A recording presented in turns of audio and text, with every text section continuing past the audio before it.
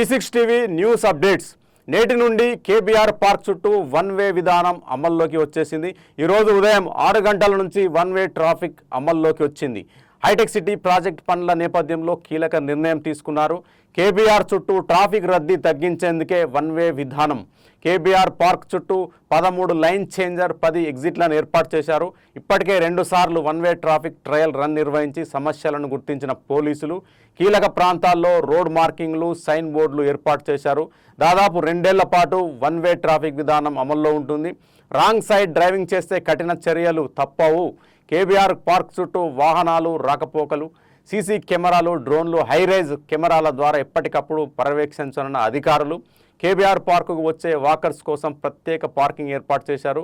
కొత్త ట్రాఫిక్ విధానానికి వాహనదారులు సహకరించాలంటూ సిటీ పోలీసులు విజ్ఞప్తి చేశారు. ఈరోజు ఉదయం 6 గంటల నుంచి వన్ వే ట్రాఫిక్ అమలు. హైటెక్ సిటీ ప్రాజెక్ట్ పనుల నేపథ్యంలో కీలక నిర్ణయం. కేబీఆర్ చుట్టూ ట్రాఫిక్ రద్దీ తగ్గించేందుకే వన్ వే విధానం. కేబీఆర్ పార్క్ చుట్టూ 13 లైన్ చేంజర్ 10 ఎగ్జిట్లను ఏర్పాటు చేశారు. ఇప్పటికే 2 సార్లు one way traffic trial run నిర్వహించి సమస్యలను గుర్తించిన పోలీసులు కీలక ప్రాంతాల్లో రోడ్ మార్కింగ్లు, సైన్ బోర్డులు ఏర్పాటు చేశారు. దాదాపు 2 ఏళ్ల పాటు వన్ వే ట్రాఫిక్ విధానం అమల్లో ఉంటుంది. రాంగ్ సైడ్ డ్రైవింగ్ చేసే కఠిన చర్యలు తప్పవని హెచ్చరించారు.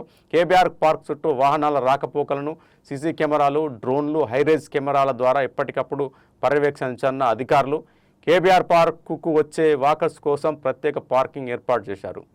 ఇవి news updates. Keep watching E6 TV.